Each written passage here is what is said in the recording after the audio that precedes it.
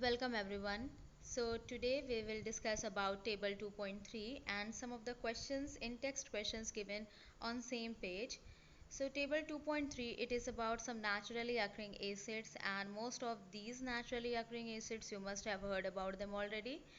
So we will start with vinegar. Vinegar, as we are generally using this for cooking and all. So vinegar, it contains acetic acid.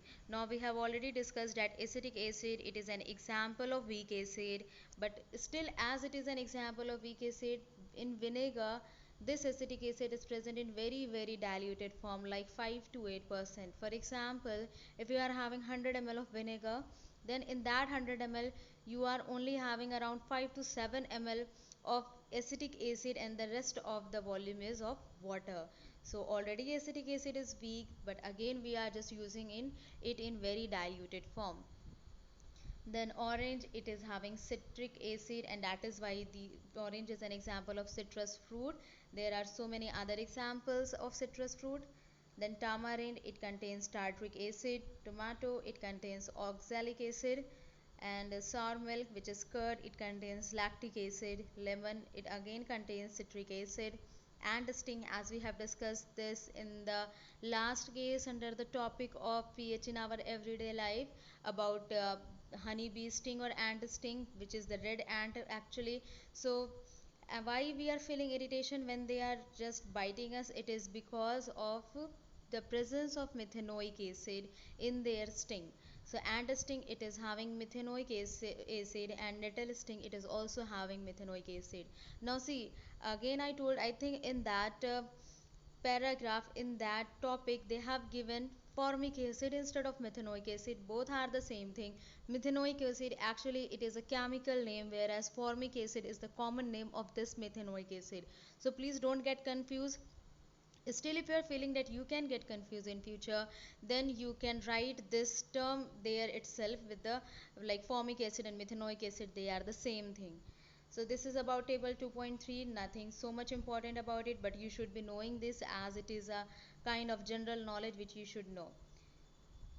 Then four in-text questions are given on this page, and all these four questions, they are very easy, but still we will be discussing about it, but not we will not be going in so much detail. And you also have to write these four questions. If you have not written, still you have to write these four questions in your fair notebook properly. So question number 1 is, you have two solutions A and B. The pH of solution A is 6 and pH of solution B is 8. Which solution has more hydrogen ion concentration? Which of this is acidic and which one is basic? Now we have already discussed about pH scale, so this question is particularly on the basis of pH scale. So we have discussed about pH scale, that it is having values from 0 to 14, and exactly the middle value, which is 7, it is showing the neutral medium. So the range from 0 to 7, it is showing acidic medium, and from 7 to 14 it is for basic medium. Now here we are having two solutions, solution A and solution B. Solution A is having pH of 6. So this comes in between 0 to 7, as the value 6 is lower than 7. That is why this pH of solution A, which is 6. So solution A is an example of acidic medium. Then solution B having pH of 8. Now pH of 8, so from 7 to 14, that is the range for basic medium. So solution B, it is in the basic range, that means it is basic in medium. So which solution has more hydrogen ion concentration? Then we have also discussed one relation between hydrogen ion concentration and pH value. If you can recall, lower the pH value, it is representing higher the hydrogen ion concentration. We can take one example like that of strong acids. For example, hydrochloric acid, nitric acid, sulfuric acid, all these acids are very strong in nature, and if you will find, their pH will be around 0 to 1, or maybe somewhere around 1 or 1.2. So this is the pH of these strong acids. So as these pH values, they are very low, that is why the relation is saying that higher the hydrogen ion concentration, lower is the pH. And we know that these strong acids means, when we are saying the acids are strong, when in their aqueous solution they are producing a very high concentration of hydrogen ion. So these acids HCl, HNO3, H2SO4, they are having very high concentration of hydrogen ion in their aqueous solution, and they are having pH value which is very low, around 0 to 1. So that is the reason which solution has more hydrogen ion concentration. Solution A, as it is having lower pH than solution B, it is having more hydrogen ion concentration. So please do remember the relation between pH value and hydrogen ion concentration. You can go through pH scale once again, just go through the diagram and everything will be clear. So which of this is acidic and which one is basic? So solution A is acidic in nature as it is having pH value less than 7, and solution B is basic in nature as it is having pH value more than 7. Then question number 2, what effect does the concentration of hydrogen ion, and if you remember that it is always written as H plus aqueous ion, or if you don't want to write like this, you can say it H3O plus or hydronium ion, have on the nature of the solution. So like this only we have discussed now. If the concentration of hydrogen ions it is high, it is very large, then it is you can say then the medium becomes, or then the solution becomes acidic in nature. And if the concentration of hydrogen ion is less, if it decreases, then it is basic in nature. So this is about the hydrogen ion concentration. You can write this in your own language, it's very easy, that if the hydrogen ion concentration increases, then acidic nature increases, or if hydrogen ion concentration decreases, then basic nature increases. So like this you can write. Then question number 3 is, do basic solutions also have hydrogen ion concentration? This question is actually good. If yes, then why are these basic? So the answer is yes. Again, if you will see, one diagram is given in the same topic of pH scale. If you will see, you will find in that diagram they have shown the concentration of hydrogen ion and hydroxide ion, and with relation with the pH value, you will definitely find this.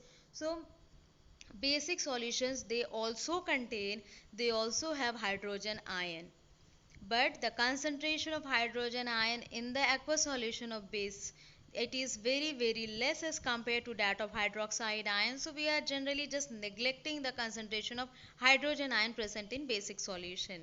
So if yes, then why they are these basic? They are basic because the concentration of hydroxide ion is much more as compared to that of hydrogen ion. So simply we are just ignoring it, we are neglecting it, and we are only just considering the concentration of hydroxide ion. Now question number 4 is, under what soil condition do you think a farmer would treat the soil of his fields with quicklime or slaked lime or chalk? Now if you will see, all these three, they are the compound of calcium, but actually we have to understand that all these three compounds, they are basic in nature as well, and that is the important point here to consider. Now it's very easy to understand that slaked lime, which is calcium hydroxide, it is basic in nature, because we know any hydroxide substance, as they are releasing hydroxide ion in their aqueous solution, and that is why they are basic in nature. But what about the other two? That is also easy to understand, and this we have also discussed in some of the previous topic, like metal oxide, they are basic in nature, and non-metal oxide, they are acidic in nature. That comes under the topic of chemical properties of acids and bases. In that you can see that any of the metal oxide, there I think they have taken maybe any other oxide like sodium oxide or any other one. So here it is calcium oxide, again calcium is metal. So here calcium oxide, as it is an example of metal oxide, that is why it is also basic in nature, and there you can find the reason. That is why I told you that you can refer there. And then again it is given about chalk, as I have told you that calcium carbonate, it is present in chalk. It is also one of the component of the eggshell. It is also present in marble or marble. So that, and its a common name is limestone. Now if you remember, we have discussed one reaction between metal carbonate and metal hydrogen carbonate with any with I think we have considered the reaction was between metal carbonate and metal hydrogen carbonate with acid. And in that reaction, when you will carry out, you will find that in that reaction we discussed actually about the term effervescence. So when any metal carbonate or metal hydrogen carbonate, when they are reacting with acid, then the products which is getting formed are a salt, that metal salt, then water and carbon dioxide. Why carbon dioxide we are getting as one of the product? It is because on the reactant side we have used carbonate as one of the reactant. Now if you will compare these product which you are getting with the neutralization reaction, so the two products apart from carbon dioxide, which are salt and water, they are the same when we are comparing it with neutralization reaction.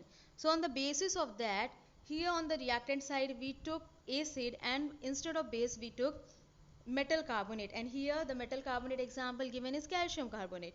So when calcium carbonate is reacting with any of the acid, then you are getting the product as the any salt of calcium and water and carbon dioxide. So on the basis of this we can conclude that metal carbonates and metal hydrogen carbonates, they are basic in nature. So if you don't remember these things, then please go through those topics like chemical properties of acids and bases. Once again, that is very important topic, because generally we are just giving some of the or most of the explanations on the basis of those concepts which we discussed there. So that is why as these three compounds, they are basic in nature. So under what soil condition do you think a farmer would treat the soil of his field with quicklime or slaked lime or chalk? So definitely if we are using, or if the farmer is using any of these basic compound, then the soil, the condition of the soil has become more acidic, and that is why to neutralize the acidic condition of soil, farmer is using these basic compound. So here the concept is related with neutralization reaction itself. That is why we are using here all these three compounds, they are basic in nature. So farmer is using this any of this basic compound to neutralize the effect of excess acid which is present in the soil. So that is the condition of the soil as it is acidic. So this is about the in-text questions and about table 2.3. So these four in-text questions, they are important as well, and you have to understand it. You have to write this in your own language and try to write this in neat and clean and in a proper way in your fair notebook. Then we will be starting with our next topic, which is about salts. So about salt is also, it is very important topic, and we are going to discuss about salts. Like so many different salts are there and so many compounds are there which we are even using in our everyday life, but we don't know that they come in the category of salts. So about those some things or some important salts we will be discussing in the next class. So that is about today. Thank you.